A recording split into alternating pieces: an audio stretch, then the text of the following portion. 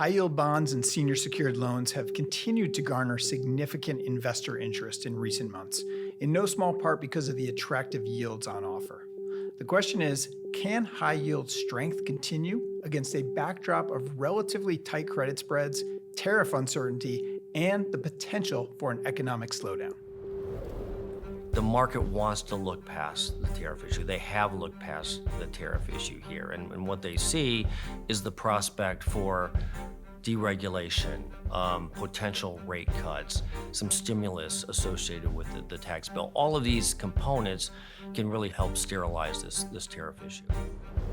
That was Scott Roth, head of global high yield at Barings. And this is Streaming Income, a podcast from Barings. I'm your host, Greg Campion. Coming up on the show, investing in high yield in a world of tariffs, economic uncertainty, and a quickly shifting landscape. Before we get into the conversation, remember you can follow Streaming Income on Apple Podcasts, Spotify, and if you'd like to watch the full video episodes on YouTube as well. Finally, make sure you're following Barings on LinkedIn so you'll be the first to receive our soon-to-be-launched newsletter, Where Credit is Due, where we'll be spotlighting people and portfolios in asset classes from high yield to private credit and everything in between. With that, please enjoy this conversation with Scott Roth.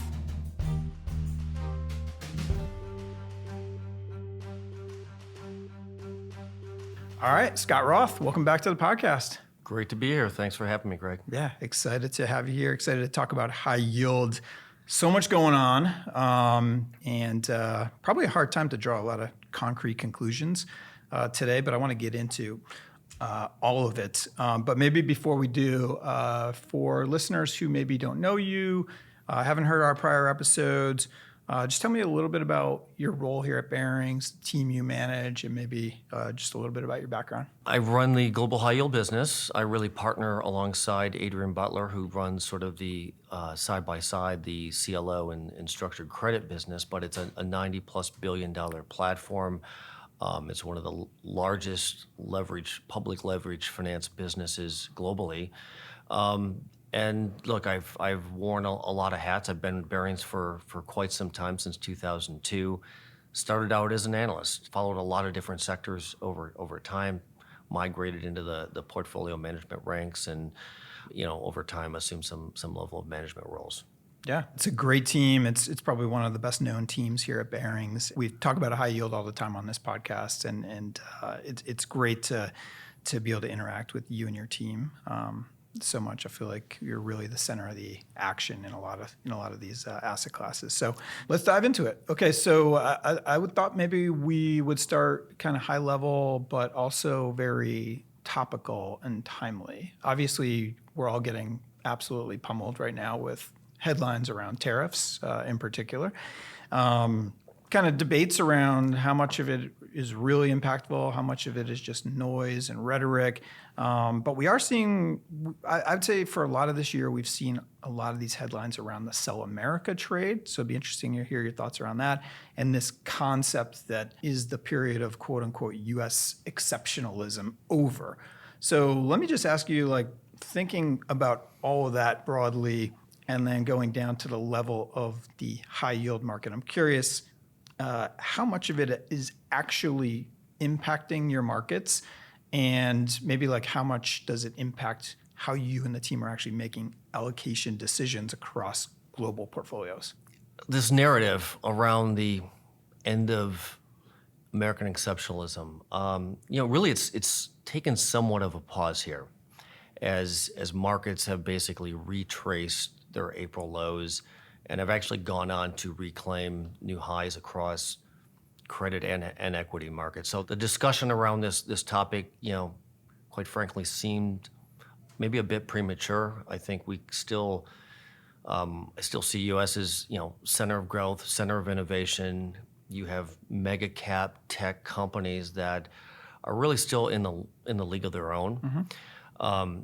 And just more broadly, U.S. markets, the depth and breadth of those markets are unmatched. We've been having discussions with our investors, a lot of which sit outside of the U.S. borders.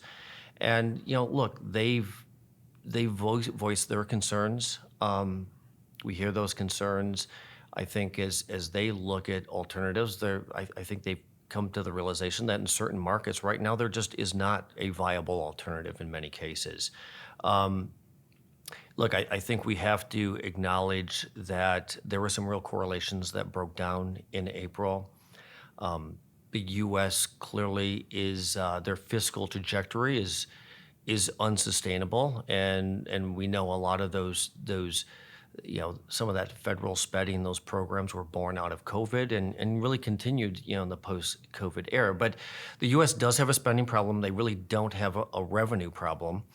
But the problem really lies. We've seen some recent initiatives around reduced spending cuts, and those have been met with a lot of resistance. So the U.S. is sort of in a position where it needs to be able to find a way to grow outside of some of the fiscal issues, and I think that's going to be challenging.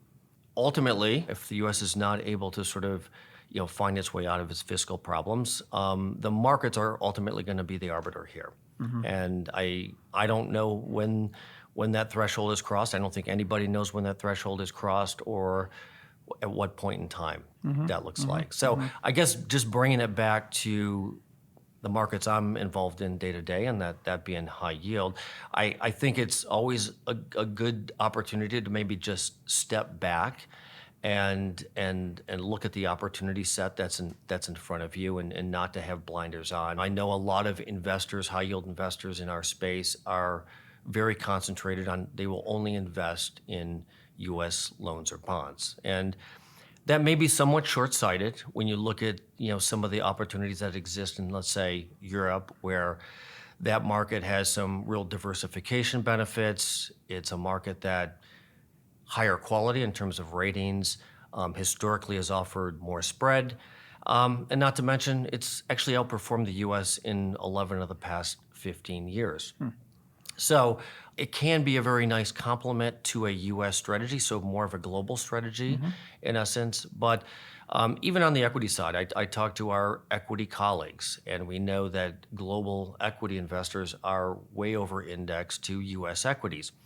And our equity team will tell you they are finding very good opportunities in a variety of international markets where they see fairly solid valuations. If we think about the U.S. dollar, and there's a lot of talk about the U.S. dollar in structural decline, that could open up the opportunity on the emerging market side as well. But just as I said, we've had some discussions with our investor base. We haven't seen anything manifest itself in terms of flow activity.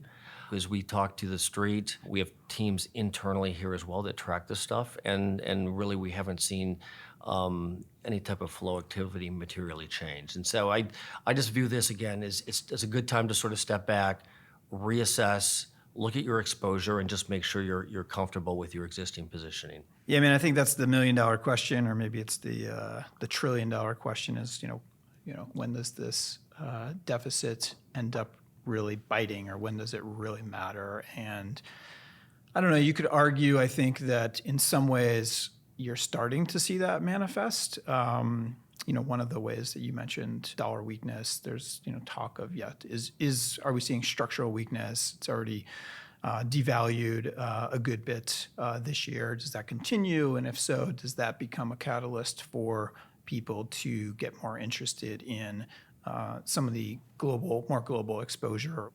Some of these concerns are sort of manifesting themselves in the long end of the curve. You're looking at and it's not just the U.S. We're seeing long end yields, 30-year yields really begin to sort of break out. So the curves are steepening.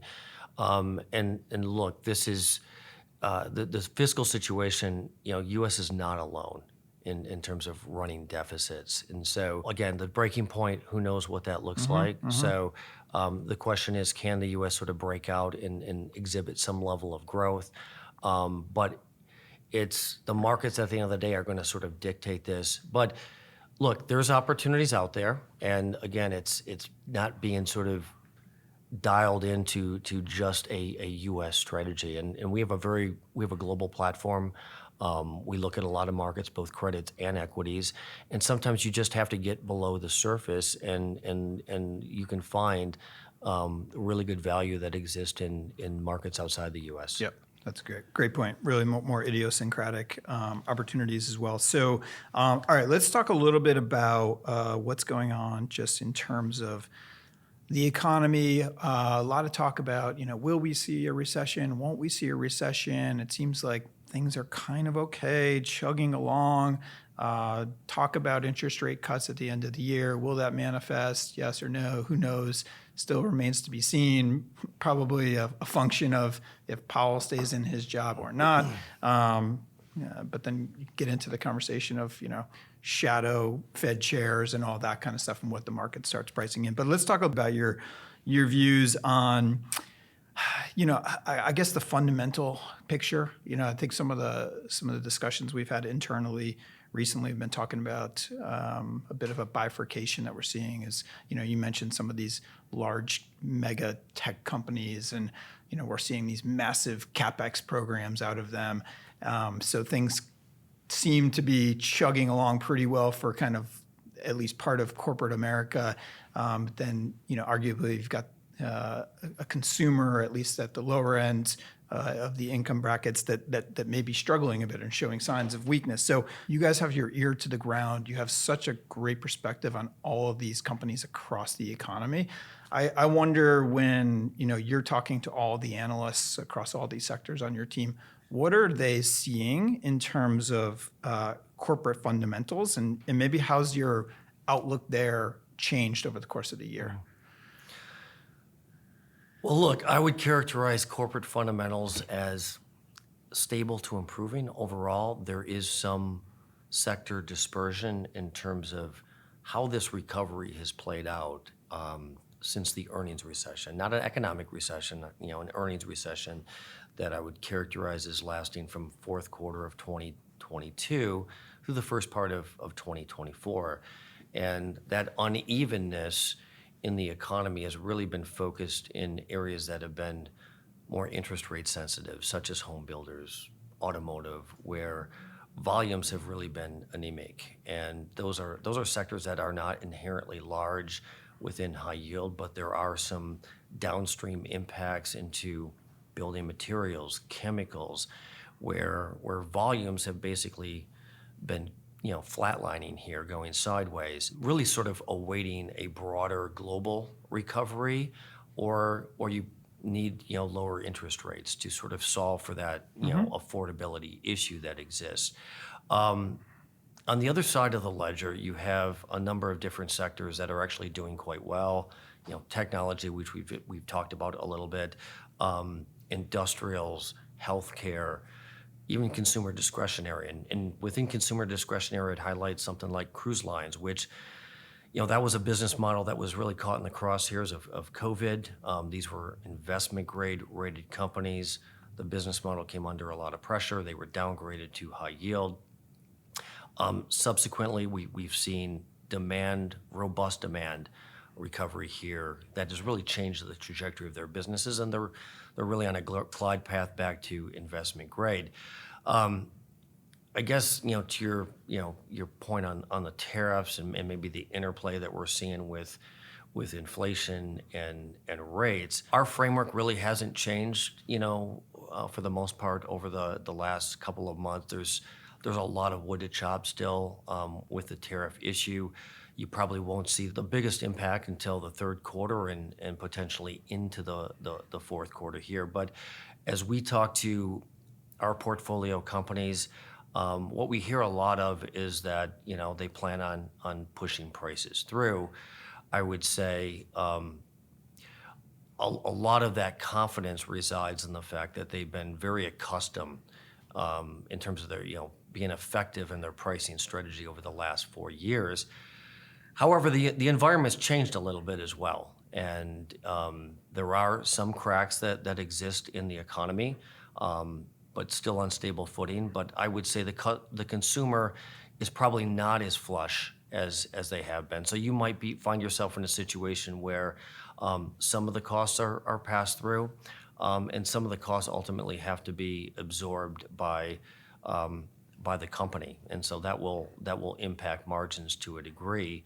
But I would say as we take this all in, I think our view is that the tariff issue, the broader economy will be able to absorb the tariff issue. There's still a lot of noise around tariffs. A lot of market participants really feel investors are complacent around this issue. I would just say investors seemingly are more in a wait and see mode and are not reacting to every headline Yeah. that is Desensitized a little bit to rhetoric and maybe focused a little bit more on what actually gets implemented. Yeah, and I think there's been a precedent that the administration has set, so they've seen that and how the administration will ultimately react. And look, the market wants to look past the tariff issue. They have looked past the tariff issue here, and what they see is the prospect for deregulation, potential rate cuts, some stimulus associated with the tax bill. All of these components can really help sterilize this tariff issue. All right, so let's think about how you're considering where there are pockets of value or where there is good value in high yield or in the loan market today against this whole backdrop, right? So I think we haven't really talked much about it, but credit spreads are at the tighter end of historical ranges. So I think some people are wondering, is there value here? Is there not value here? How are you thinking about that broadly in terms of if investors are being adequately compensated for the risk they're taking today in below investment grade markets? Well, there has really been a change in terms of how investors are looking at credit over the past few years. High yield has become an all-in yield product. There has been this debate that's been waged, as you point out. Spreads are sort of, on the tighter side today. But that debate, yield versus spread, and I think the answer has really fallen on the side of yield buyers in today's market. They have sort of won that pretty decisively. We still get questioned and pressed on spreads, so that's not surprising to hear that. But Howard Marks has a great quip that I've heard him reference more than once, that investors can't eat spreads, and we would sort of agree with that assessment. And I would just maybe make some observations as it relates to high yield markets and valuations. I think, and I've been on your program before and have talked about this, but the composition of the market matters. Sure. And today's market's much higher quality in terms of ratings than it has been in past periods. Double Bs make up the vast majority, call it 50% of the market, whereas they were 30% years ago. Triple Cs, again, much lower than they have been in prior periods. So it's important when investors start referencing historical spreads that they're not comparing apples and oranges at the end of the day. And look, the high yield market, the businesses they're financing today are different. They're larger today. The amount of LBO financing is a fraction of what it's been, over time. And I would highlight a couple other factors as you think about valuation. One being the duration of the market today, which is at all-time lows. It's a market that still is at a discount to par. So those two elements right there do provide some level of stabilization and can mitigate some of that downside if you were to have a generic sell-off. And then you have to ultimately bring this back to defaults. Where are we at in the default cycle? Because spreads, as you mentioned, that is your default premium. Some investors will also say that's your liquidity premium. But we're in an environment right now where defaults are well below average. They're 1.5% in high yield bonds. That's a JP Morgan figure I'll throw out.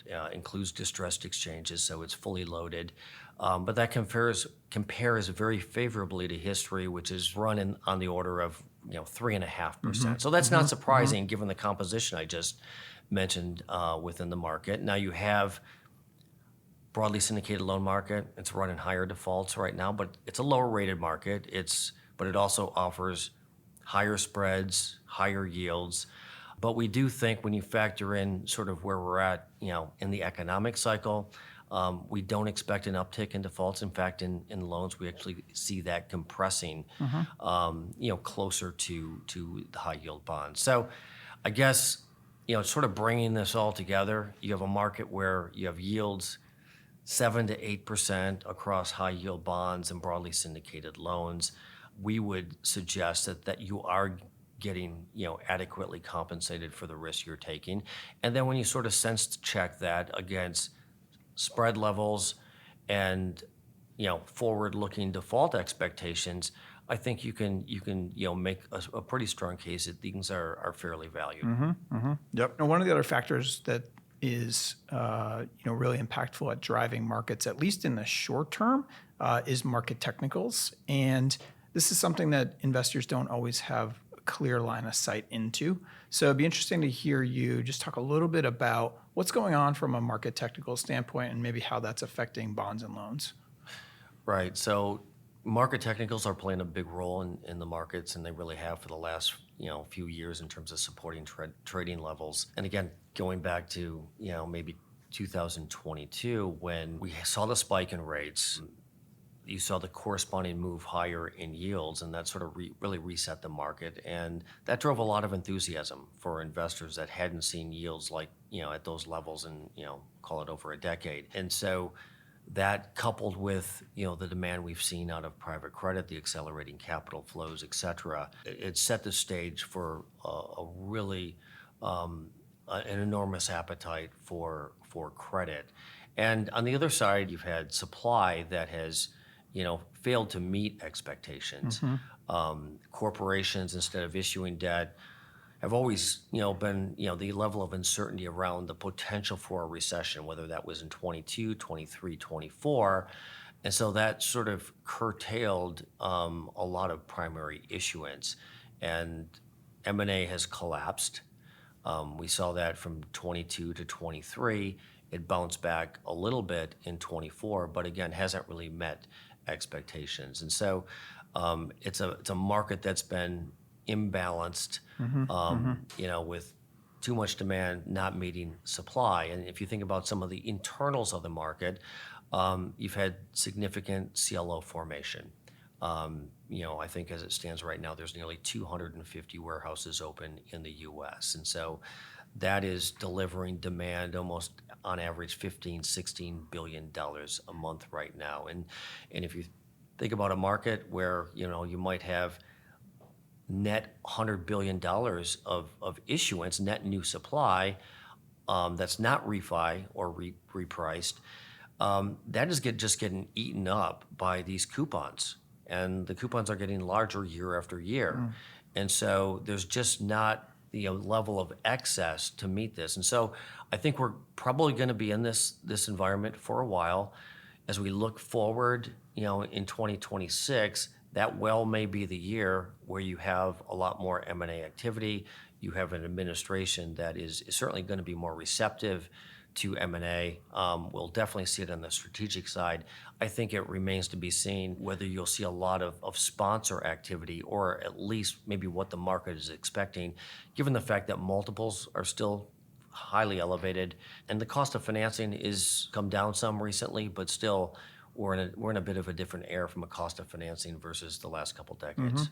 Yeah, super interesting to hear all that. The kind of, I almost think of it as like setting a floor for the market in some ways, because you've got this really still strong retail demand. We've seen a lot of flows into ETFs, and I think that goes back to your points earlier, just on the yield that's available in the asset class. And then I think when you couple that with the lack of issuance, you can see a really strong bid in the asset class, and then of course the CLO factors as well. So interesting to get your kind of your insight into that.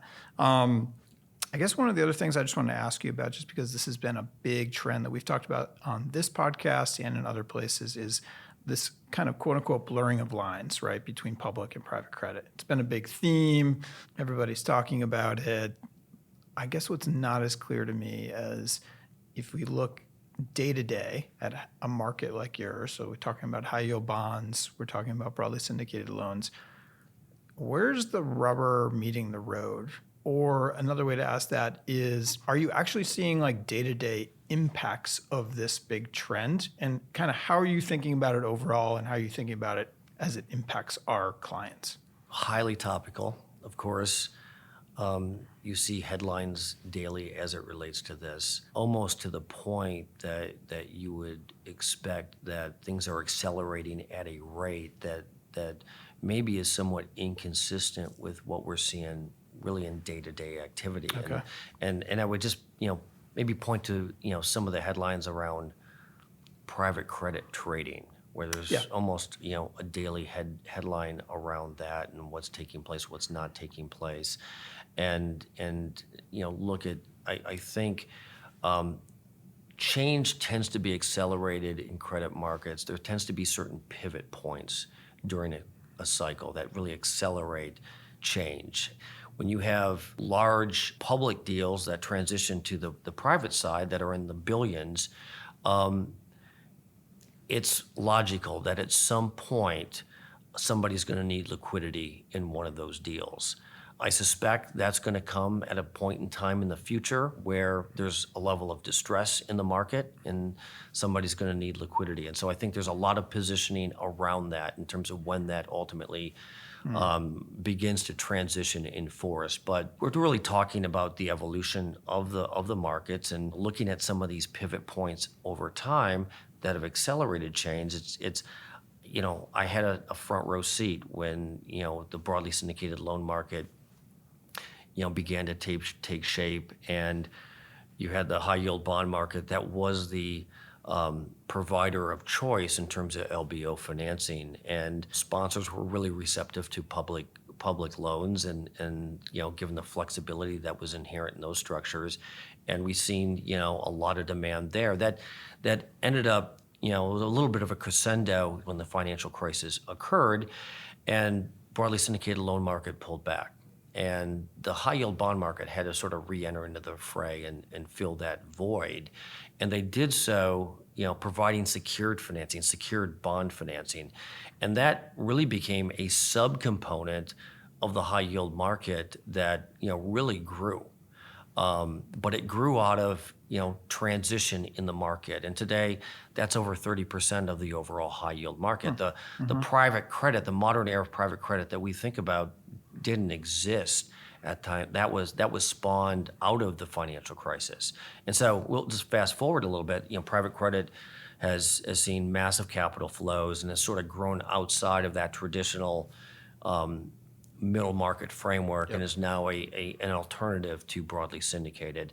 And then you had COVID, another pivot point where all of a sudden broadly syndicated pulled back, and this time private credit, that was the opportunity for private credit to really, make a splash on that front. And, that's part of the ebb and flow of credit markets. And it worked out for both asset classes in a way. On the public side, it probably minimized some of the restructurings or defaults that would have occurred. On the private credit side, they were able to deploy a lot of capital, and they really took, a longer term approach. Given they're not mark to market, and it worked out for them. And now today, the last couple of years, I would characterize our markets as really being in, what I would call an equilibrium, just from a volume perspective in terms of what we're seeing transition from the public side to the private, and vice versa, private to public. Yep. Well, that's a trend we will keep an eye on, because it's. I like the way you describe it as kind of an ebb and a flow, because it does kind of feel like that, depending on what's going on in the market. And yeah, some of these crises definitely serving as pivot points. All right, Scott, well, to finish up here, I want to ask you to step back, put yourself in the shoes of an investor. It could be an institutional investor, it could be a wealth investor, somebody who's got an allocation to below investment grade credit or thinking about it. How would you suggest they think about managing this kind of long-term exposure to the asset class? Well, it's probably not going to surprise you that I'm a proponent of a strategic allocation to either high yield bonds or loans. Of course, I'm talking my own book to a certain degree. Or both, right? Yes, yeah, both asset classes. Yeah. And look, I tend to eat my own cooking, but I find it just an effective way to capture higher levels of contractual income from a strategic standpoint, and then you can be opportunistic as well and more tactical on top of that during periods of uncertainty or dislocation where the asset class can offer really significant total return opportunities without taking, equity-like volatility. But look, I think there's a lot of just empirical evidence that sort of supports a allocation to the space. There's a lot of history, there's a lot of data here. And if you look the high yield bond market over the last 35 years, it's generated 250 to 300 basis points of annualized excess return. So that right there would suggest that investors have been overly compensated almost for taking that incremental credit risk and having exposure to the space. Another metric I like to reference is just the risk-adjusted returns. And here, broadly syndicated loan market, as well as the high yield bond market, have significantly outperformed some of the more traditional asset classes, such as investment grade corporate debt and emerging market corporate debt as well. So I'd say both of these are really supportive of a strategic allocation to the space. Yeah, makes a ton of sense. Take a long-term approach, and I think historically that's been a smart way to play it. Past performance is not indicative of future returns, of course, as our compliance colleagues will remind us. But I think just practically speaking, I think it makes a lot of sense to think about it through a long-term lens. And I think you've done a great job thinking about it through a long-term lens. And we've talked about, your career at Barings and considering all of this stuff over, multiple decades and having that experience is super valuable. So thank you for sharing some of that experience with us today and sharing some of these thoughts with us today. I think it's been very valuable. I've definitely learned something. I hope our listeners have too. So Scott, thank you. Of course, thanks for having me. Thanks for listening to or watching this episode of Streaming Income. If you'd like to stay up to date on our latest thoughts on asset classes ranging from high yield and private credit to real estate debt and equity, make sure to follow us and leave a review on your favorite podcast platform. We're on Apple Podcasts, Spotify, YouTube, and more. And remember to follow Barings on LinkedIn for all of our latest updates. Thanks again for listening, and see you next time.